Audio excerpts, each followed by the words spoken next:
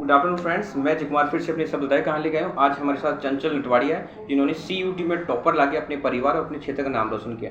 उनसे जानेंगे उनकी पूरी समुदाय कहानी, वो कैसे CUT में टॉप किया, उनके मॉक टेस्ट का कितना फ़ायदा था, उन्होंने कैसे स्टडी की। तो सबसे पहले स्वागत करते हैं अपने चैनल सबसे बड़ा मोटिवेशन में। स्वागत है आपका हमारे चैनल में। तो चंचल, आप अपना जो शुरुआती परिचय है वो हमारे दर्शकों को एक बार बता दीजिए। सबसे पहले सभी को मेरा नमस्कार। मेरा नाम चंचल नटवाड़िया है। मेरे पापा का नाम मिस्टर रामेश्वर जी नटवाड़िया है। मैं कचौलिया गांव की रहने वाली हूँ। तो चंचल, आपका जो शुरुआती सफ़र है, जैसे 10th क्लास की बात करते हैं, तो 10th क्लास में आपका कितना स्कोर रहा था? 87 रहा था। तो 11th में आपने क्या सब्जेक्ट चुना? एग्रीकल्चर चुना। तो अधिकतर बच्चे से नीट में जाते हैं, कोई JEE में जाता है, तो आपने एग्रीकल्चर कैसे चुना, किस वजह से चुना? सभी नीट में जा रहे हैं, कोई JEE में जाता है, तो सबसे डिफरेंट काम करना था। मेरे घर वालों ने भी मुझे एजी के बारे में बहुत समझाया, फिर मैंने एग्रीकल्चर लेना सही समझा। तो एग्रीकल्चर जैसे आपने लिया, तो कौन सी संस्थान से आपने वहाँ से जुड़े जहाँ से आपने पढ़ा? और से मैंने पहले 11th-12th तो टारगेट से की, फिर टारगेट उस 12th के साथ मेरा फॉर्म गलत हो गया, फिर मैंने लॉन्ग ईयर CUT की बैच की तैयारी स्टडी से की। तो जब आप इसकी शुरुआत कर रहे थे पढ़ाई की, जब आपने देखा कि आपका 1 साल का वैसे गैप रहा बीच में, तब आपने इसको मेंटेन किया, तो आपको जब आप पढ़ाई करते थे उसका तो पूरा शेड्यूल हमें बताइए, किस प्रकार आप पढ़ाई करते थे? सुबह शाम तक का जो टाइटल था पूरा बताइए हमें एक बार। जैसे सुबह उठते ही मैं पहले तो कोचिंग चली गई, उसके बाद आने के बाद 1-2 घंटे सोने के बाद रात के 12 बजे तक मेरा पढ़ने का ही रहता था।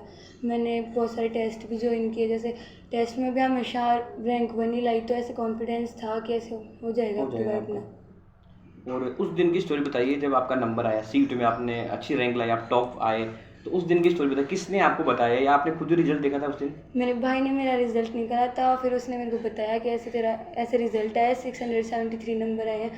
तो फिर बहुत ही अच्छा हो गया था। सारे घर वाले तो खुशी के मारे रोने ही लग गए थे मेरे। बहुत अच्छा लगा। फिर कोचिंग में से फ़ोन आ गया, फिर वहाँ पे चले गए, फिर वहाँ पे हमारा वीडियो शूट हुआ, उन्होंने बहुत सम्मान किया, मेरे घर वालों का बहुत सम्मान किया वहाँ पे। अच्छा लगा आपको?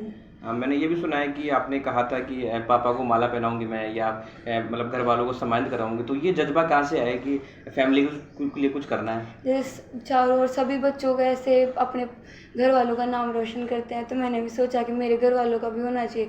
फिर मैंने मेरी दादी से कहा कि मैं अपने पापा का नाम रोशन करके रहूँगी, मैं उन्हें माला पहना के रहूँगी। तो पहना दिया, आगे भी ऐसे ही पहनाते रहेंगे। फिर ये अच्छी बात है कि मतलब फैमिली के लिए इतना जज्बा, इतना सलाम करना।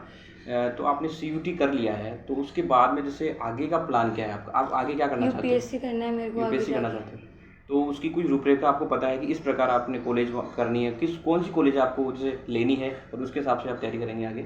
मेरे को BHU या GB पंत है एक उत्तराखंड में, उन दोनों में से किसी एक में मेरा एडमिशन होगा। फिर वहाँ पे मेरे को BSc के साथ साथ UPSC की तैयारी करनी है। हाँ, दोनों काफ़ी अच्छी कॉलेजें हैं, जिसमें अभी पता चला जैसे शक्ति दुबे जो IAS थी वो भी BHU से थी। काफ़ी अच्छी तैयारी भी उन्होंने की थी, और आगे जाके मतलब उन्होंने अच्छा जो काम लिया। तो ये बताइए कि जैसे जो CUT में जो टेस्ट वगैरह लगते थे, मॉक टेस्ट वगैरह, तो उनका कितना फ़ायदा पहुँचा उनका आपको? बहुत ज़्यादा फ़ायदा रहता है। उनसे हमें समझ में आ जाता है कि पेपर का पैटर्न क्या रहेगा, फिर क्वेश्चन को अच्छे से सॉल्व करना आ जाता है। बहुत ही ऐसे उससे पता चल जाता है कि अपने को कैसे क्वेश्चन करना, टाइम मैनेजमेंट भी अच्छे से समझ में आ जाता है उससे।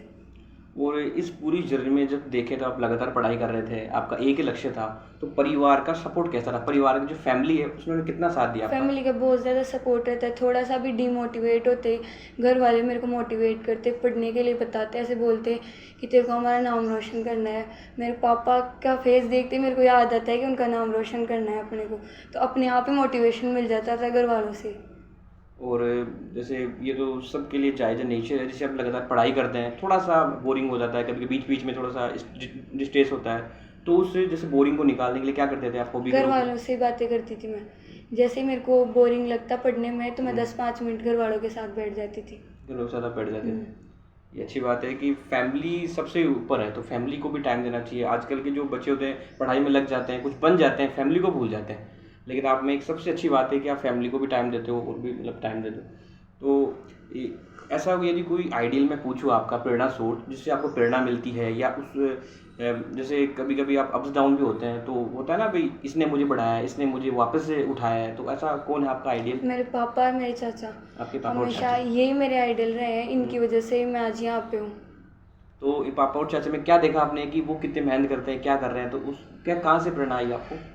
पापा और इन घर वालों की मेहनत देख के कि कैसे मेहनत करते हैं, तो उससे मोटिवेशन मिलता है कि अपने को कुछ इनसे अलग करना है, इनका नाम रोशन करना है अपने को, इसलिए आपने किया। और एक सबसे बड़ा सवाल जैसे सभी से रहता है, जैसे यूपीएससी बनना है, आईएएस बन जाते हैं लोग, कई तो अपने ड्रीम के लिए बनते हैं, कोई नाम के लिए बनता है कि मुझे आईएएस बनना है। तो आपको आईएएस क्यों बनना है, उसके पीछे वजह क्या है, आईएएस क्यों बनना चाहते हो आप? मेरा ड्रीम ही आईएएस बनना है, मेरे को आईएएस ही बन के दिखाना है सबको बन के दिखाना है। और ये अच्छी बात है कि आईएएस एक पूरे जिले का अधिकारी होता है, वो सब पूरा ध्यान रखता है, मतलब कहते हैं ना कि जिले का प्रथम नागरिक होता है वो। तो ये बहुत अच्छी बात है कि सीयूटी में आपने नंबर ला के आईएएस आप जा रहे हो, आईएएस में उसकी पढ़ाई भी आपको करनी पड़ती है। और अभी से ही जो आप मतलब इसकी तैयारी कर रहे हो, काफ़ी बच्चे होते हैं जो जैसे कॉलेज के बाद में जगते हैं, लेकिन जिसका ड्रीम होता है आईएएस, वो अभी से तैयारी करता है। और ये बहुत अच्छी बात है कि, और जैसे ऐसे कोई आईएएस थे जिनके आप वीडियो वगैरह देखते थे, कोई पूर्व आईएएस से, या कैसे प्रेरणा लेते थे आईएएस से आप? मैं विकास दिव्य कीर्ति सर का वो चैनल है ना, दृष्टि आईएएस, उनसे आईएएस के इंटरव्यू देखती हूँ। जैसे एग्रीकल्चर से बने हुए हैं एक प्रहलाद नारायण शर्मा, तो उनका इंटरव्यू देखने के बाद पता चला कि अपन भी आईएएस बन सकते हैं। एकदम अच्छा था, वो पूरा बता देते हैं कि अपने को कैसे क्या आगे रहेगा, तो सही है, बन जाएंगे एक दिन। ये अच्छी बात है। दिल्ली में भी इसकी ब्रांच है और एक छोटी ब्रांच जयपुर में खुली है। अधिकतर बच्चे जो जैसे अभी आसपास में मैंने देखा है कि वहाँ ही जाते हैं करने के लिए। ये बहुत बढ़िया बात है। और ये बताइए चंचल, आप जैसे कि काफ़ी सारे जो बच्चे हैं वो डीमोटिवेट होते हैं सब्जेक्ट चुनने में, तो वो जैसे 10th के बाद एक क्या ओपन स्पेस होता है, पहले 10th तक सब सारे सब्जेक्ट समान रहते हैं, फिर सब्जेक्ट चुनना पड़ता है। तो काफ़ी सारे बच्चों की दिक्कत आती है कि 11th में क्या सब्जेक्ट चुने।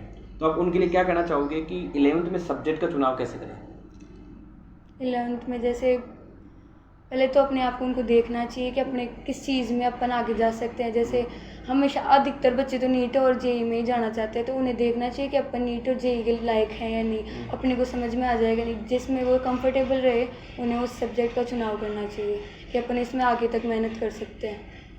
बहुत अच्छी बात है कि हर किसी के देखा देखी नहीं करना चाहिए, कि जो आप पढ़ना चाहते हो आपका लक्ष्य क्या है उससे अकॉर्डिंग होना चाहिए। दूसरे क्या कर रहे हैं उसके अकॉर्डिंग बिल्कुल नहीं करना चाहिए। और चंचल, इस समय थोड़ा सा खेल का भी माहौल चल रहा है, कोई खिलाड़ी ऐसा जिसको आप जानते हो, पसंद करते हो, कोई ऐसा खिलाड़ी कभी कोई स्पोर्ट्स में कभी सुना है कोई नाम आपने? मनु भाकर। मनु भाकर का। तो मनु भाकर से क्या प्रेरणा मिलती है आपको? मनु भाकर के बारे में कुछ जानते हो?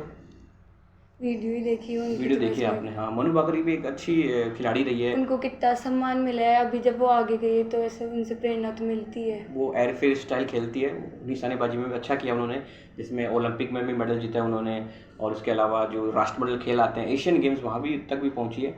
और चलो जैसे अब जो CUT 2026 में भी आने वाला है, तो काफ़ी बच्चे उसके लिए भी तैयारी करेंगे, तो आप उनके लिए क्या कहना चाहोगे कि वो कैसे इस परीक्षा को पास कर सकते, कैसे टॉप आ सकते हैं, वो उनके लिए क्या कहना चाहोगे? उन्हें सबसे पहले तो अब अच्छी सी कोचिंग ज्वाइन करनी पड़ेगी जहाँ पे CUT की अच्छी तैयारी हो रही हो। फिर उन्हें जो उनके नोट्स पढ़ाए जाते हैं, मॉड्यूल्स दिए जाते हैं, उन्हें सॉल्व करना पड़ेगा।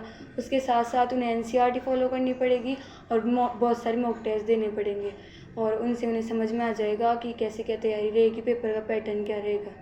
ये बहुत अच्छी बात है कि मॉक टेस्ट से साथ में तैयारी, खूब सारे एनालिसिस करने के बाद ही आपको पता चलेगा कि आगे का सफ़र कैसा रहने वाला है, आगे आप CUT में कैसा कर सकते हो।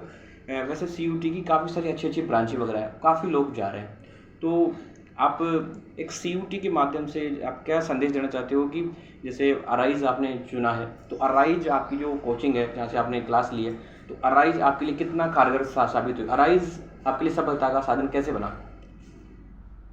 आपके जो स्कूल है अराइज, उसने आपको कैसा सपोर्ट किया?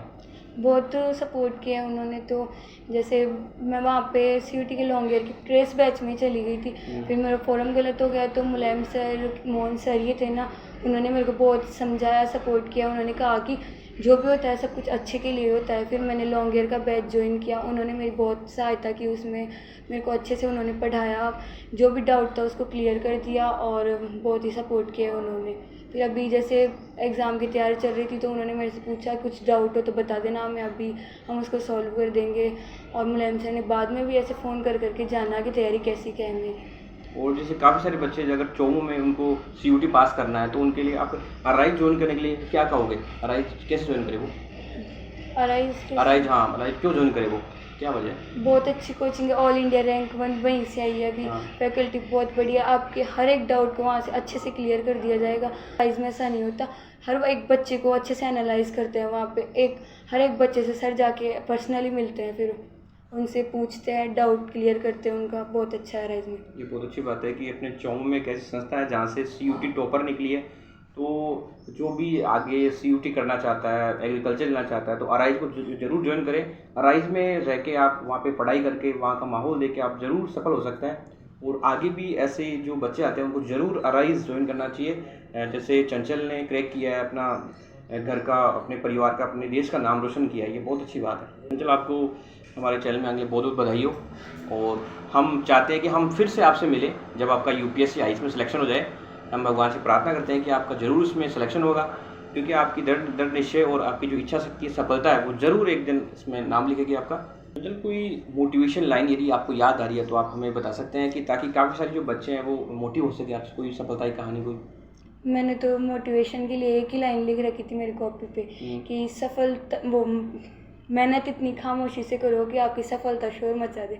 तो ऐसा ही हुआ, मैंने वो 13-14 घंटे की पढ़ाई की, तो मेरी सफलता ने अब पूरे भारत में मेरा नाम कर दिया। ये बहुत अच्छी बात है कि सफलता इतनी खामोशी, मेहनत इतनी खामोशी से करो कि सफलता शोर मचा दे। जब आप मेहनत करोगे तब तो शांत रहेगा, लेकिन जब आपका नंबर आएगा तो आपका जो नाम है पूरे देश में गूंजेगा। तो इनको फिर से बहुत बहुत बधाई हो, अपने चैनल में अपने को समय दिया और उनके जो उज्जवल भविष्य उसकी कामना करते हैं। अपने चैनल सबसे बड़ा मोटिवेशन की तरफ से एक छोटा सा उपहार, छोटी सी भेंट। और मैं फिर से कहूँगा, यदि अभी तक भी आपने मेरे चैनल सब्सक्राइब नहीं है तो यूट्यूब पे जाइए, सबसे बड़ा मोटिवेशन सर्च कीजिए, लाइक कीजिए और बेल आइकन दबाइए। इससे क्या होगा, मेरे आने वाले वीडियो सबसे पहले आप तक पहुँचेंगे। जय हिंद।